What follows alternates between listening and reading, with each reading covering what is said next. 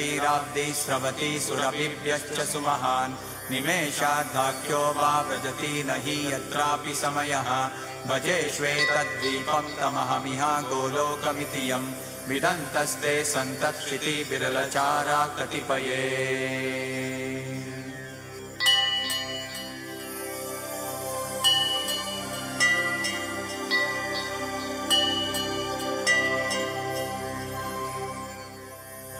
ईश्वरः परमः कृष्णः सच्चिदानन्दविग्रहः अनादिरादिर्गोविन्दः सर्वकारणकारणम् चिन्तामणिप्रकरसद्मसुकल्पवृक्ष लक्षावृतेषु सुरवीरविपालयन्तम् लक्ष्मीसहस्रशतसम्भ्रमसेव्यमानम् गोविन्दमादिपुरुषं तमहं भजामि। वेणुं क्वणन्तमरविन्ददलायताक्षम् बर्हावतं समसिताम्बुदसुन्दराङ्गम् कन्दर्पकोटिकमनीयविशेषशोभम् गोविन्दमादिपुरुषं तमहं भजामि। आलोलचन्द्रकलसद्वनमाल्यवंशी रत्नाङ्गदं प्रणयकेलिकलाविलासम् श्यामं त्रिभङ्गललितं नियतप्रकाशम् गोविन्दमादिपुरुषं तमहं भजामि। अङ्गानि यस्य सकलेन्द्रियवृत्तिमन्ति पश्यन्ति पान्ति कलयन्ति चिरं जगन्ति आनन्दचिन्मयसदुज्ज्वलविग्रहस्य गोविन्दमादिपुरुषं तमहं भजामि। अद्वैतमच्युतमनादिमनन्तरूपम् आद्यं पुराणपुरुषं नवयौवनं च वेदेषु दुर्लभमदुर्लभमात्मभक्तौ गोविन्दमादिपुरुषं तमहं भजामि।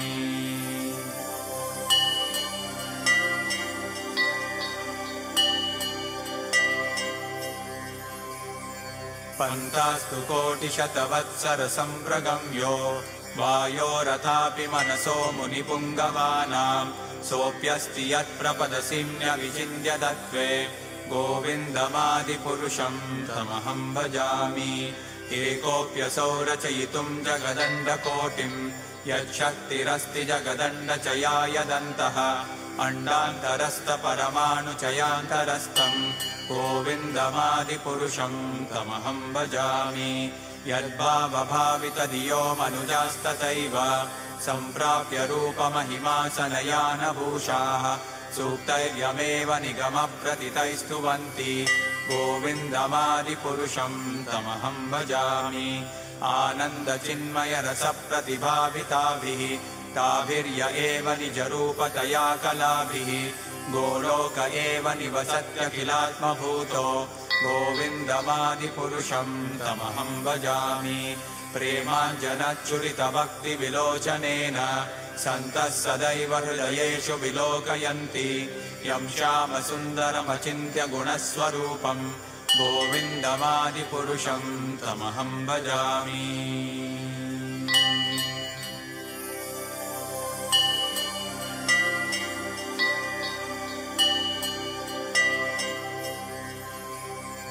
रामादिमूर्तिषु कलानियमेन तिष्ठन् नानावतारमकरोत् भुवनेषु किन्तु कृष्णः स्वयं समभवत् परमः पुमान्यो गोविन्दमादिपुरुषं तमहं भजामि।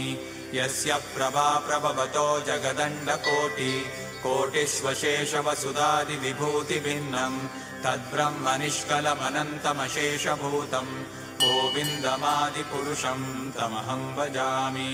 माया हि यस्य जगदण्डशतानि सूते त्रैगुण्यतद्विषयवेदवितायमाना सत्त्वाबलं विपरसत्त्वं विशुद्धसत्त्वं गोविन्दमादिपुरुषं तमहं भजामि। आनन्दचिन्मयरसात्मतया मनस्सु यः प्राणिनां प्रतिफलं स्मरतामुपेत्य लीलायितेन भुवनानि जयत्यजस्रं गोविन्दमादिपुरुषं तमहं भजामि। गोलोकनाम्नि निजधाम्नि तले च तस्य देवी महेश हरिधामसुतेषु तेषु ते प्रभावनिचया विहिताश्च येन गोविन्दमादिपुरुषं तमहं भजामि।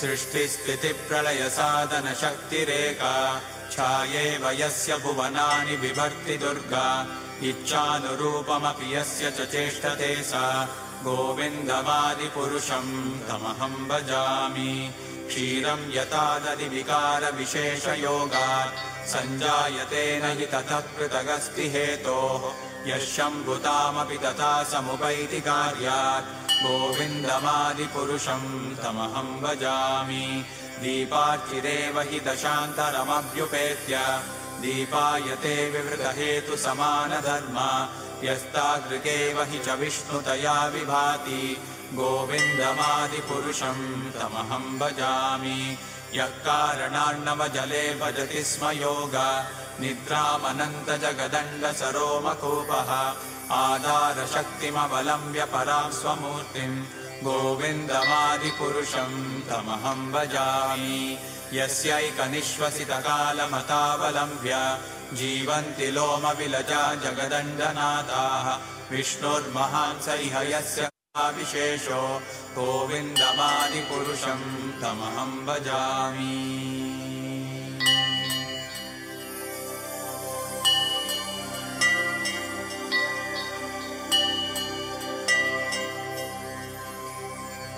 भास्वां यथाश्वशकलेषु निजेषु तेजः स्वीयं कियत्प्रकटयत्यपि तद्वदत्र ब्रह्माय एष जगदण्डविधानकर्ता गोविन्दमादिपुरुषं तमहं भजामि यत्पादपल्लवयुगं विनिधाय कुम्भ द्वन्द्वे प्रणामसमये स गणाधिराजः विघ्नान् विहन्तुमलमस्य जगत्त्रयस्य गोविन्दमादिपुरुषं तमहं भजामि अग्निर्महीगगनमम्बुमरुद्दिशश्च कालस्तथात्ममनसीति जगत्त्रयाणि यस्माद्भवन्ति विभवन्ति विशन्ति यं च गोविन्दमादिपुरुषं तमहं भजामि यच्चक्षुरेश सविता सकलग्रहाणां राजा समस्तसुरमूर्तिरशेषतेजाः यस्याज्ञया भ्रमति संवृतकालचक्रो गोविन्दमादिपुरुषं तमहं भजामि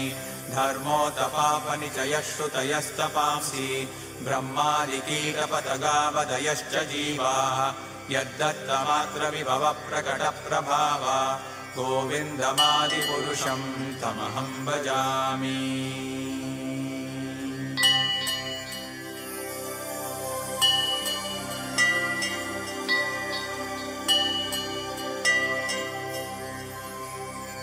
यस्त्विन्द्रगोपमतवेन्द्रमहोत्स्वकर्म बन्धानुरूपफलभाजनमातनोति कर्माणि निर्दहति किन्तु च भक्तिभाजां गोविन्दमादिपुरुषं तमहं भजामि यं क्रोधकामसहजप्रणयादिवीति वात्सल्यमोहगुरुगौरवसेव्यभावैः सञ्चिन्त्य तस्य सदृशीं तनुमापुरेते गोविन्दमादिपुरुषं तमहं भजामि श्रियः कान्ताकान्तः परमपुरुषः कल्पतरवो द्रुमा भूमिश्चिन्तामणिगणमयीतोऽयममृतं कथागानं नाट्यं गमनमपि वंशी प्रियसखी चिदानन्दं ज्योतिः परमपि तदास्वाद्यमपि च स यत्र क्षीराब्धिः स्रवति सुरभिभ्यश्च सुमहान् निमेषाद्वाक्यो वा व्रजति न हि यत्रापि समयः भजेष्वेतद्दीपं तमहमिह गोलोकमिति यं विदन्तस्ते सन्तक्षितिविरलचारा कतिपये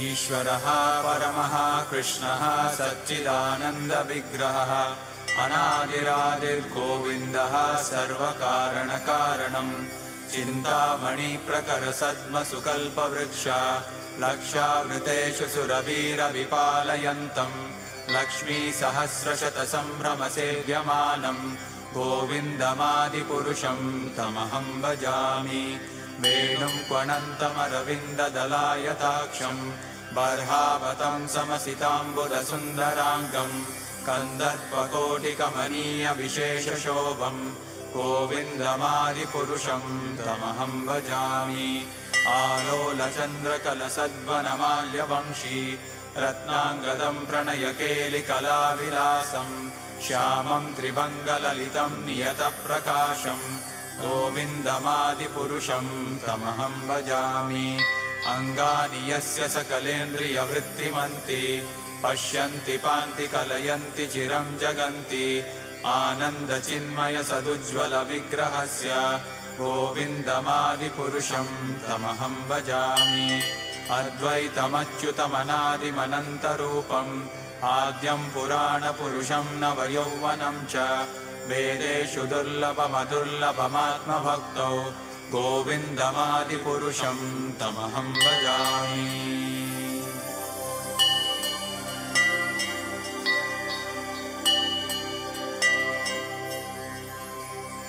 पन्तास्तु कोटिशतवत्सरसम्प्रगम्यो वायोरथापि मनसो मुनिपुङ्गवानाम् सोऽप्यस्ति यत्प्रपदसिम्न्यविचिन्त्य तत्त्वे गोविन्दमादिपुरुषम् तमहम् भजामि। एकोऽप्यसौ रचयितुम् जगदण्डकोटिम् यच्छक्तिरस्ति जगदण्डचयायदन्तः अण्डान्तरस्थपरमाणुचयान्तरस्थम् गोविन्दमादिपुरुषम् तमहम् भजामि। यद्भावभावितधियो मनुजास्तथैव सम्प्राप्य रूपमहिमासनयानभूषाः सूक्तय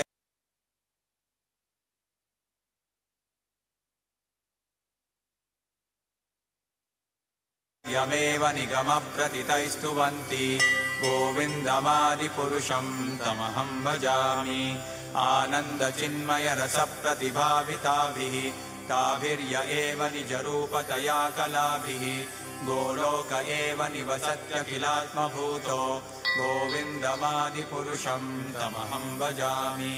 प्रेमाञ्जनच्चुरितभक्तिविलोचनेन सन्तः सदैव हृदयेषु विलोकयन्ति यं श्यामसुन्दरमचिन्त्य गुणस्वरूपम् गोविन्दमादिपुरुषम् तमहम् भजामि।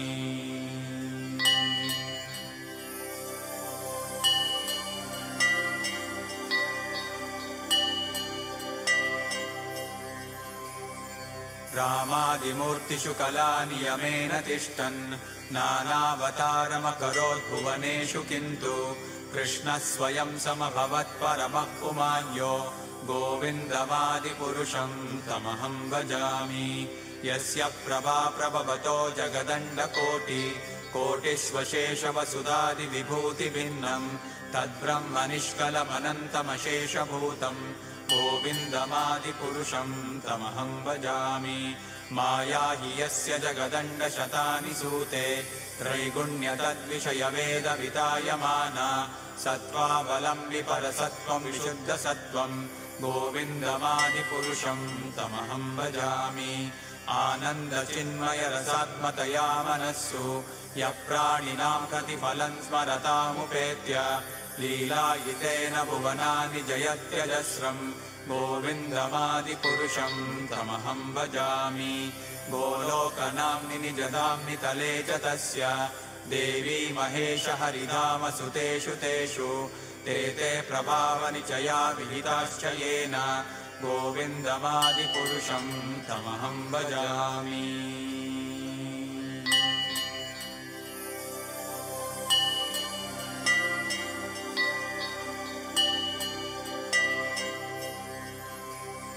सृष्टिस्थितिप्रलयसाधनशक्तिरेका छायेव यस्य भुवनानि बिभर्ति दुर्गा इच्छानुरूपमपि यस्य च चेष्टते सा गोविन्दमादिपुरुषम् तमहम् भजामि। क्षीरम् यथा दधिविकारविशेषयोगात् सञ्जायते न हि ततः पृथगस्ति हेतोः यः शम्भुतामपि तथा समुपैति कार्यात् गोविन्दमादिपुरुषम् तमहम् भजामि। दीपार्चिरेव हि दशान्तरमभ्युपेत्य दीपायते विवृतहेतुसमानधर्म यस्तादृगेव हि च विष्णुतया विभाति गोविन्दमादिपुरुषम् तमहम् भजामि। यः कारणार्णवजले भजति स्म योग निद्रामनन्तजगदण्डसरोमकूपः आधारशक्तिमवलम्ब्य परां स्वमूर्तिम् गोविन्दमादिपुरुषं तमहं भजामि यस्यैकनिश्वसितकालमतावलम्ब्य जीवन्ति लोमविलजा जगदण्डनाथाः विष्णुर्महान् स इह यस्य कलाविशेषो गोविन्दमादिपुरुषं तमहं भजामि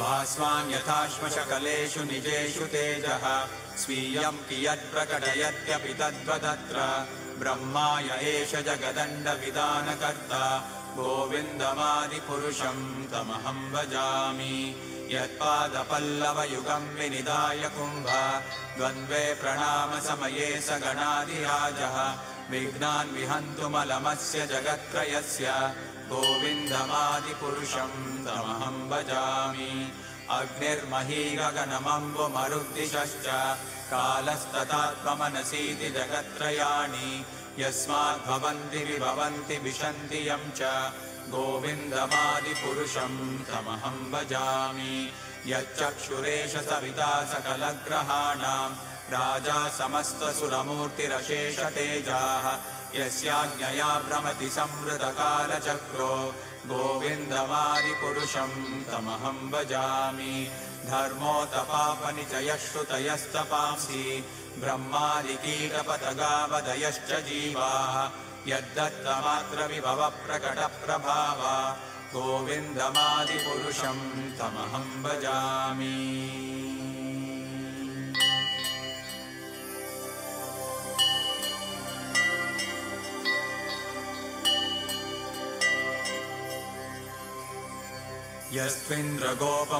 यस्त्विन्द्रगोपमतवेन्द्रमहोत्स्वकर्म बन्धानुरूपफलभाजनमातनोति कर्माणि निर्दहति किन्तु च भक्तिभाजां गोविन्दमादिपुरुषं तमहं भजामि यं क्रोधकामसहजप्रणयादिवीति वात्सल्यमोहगुरुगौरवसेव्यभावैः सञ्चिन्त्य तस्य सदृशीं तनुमापुरेते गोविन्दमादिपुरुषं तमहं भजामि श्रियः कान्तः कान्तः परमपुरुषः कल्पतरवो द्रुमा भूमिश्चिन्तामणिगणमयी तोयममृतम् कथागानं नाट्यं गमनमपि वंशीप्रियसखी चिदानन्दं ज्योतिः परमपि तदास्वाद्यमपि च स यत्र क्षीराब्धिः स्रवति सुरभिभ्यश्च सुमहान् निमेषाद्वाक्यो वा व्रजति न हि यत्रापि समयः भजे श्वेतद्वीपं तमहमिह गोलोकमिति यं विदन्तस्ते सन्तत्क्षितिबिरलचारा कतिपये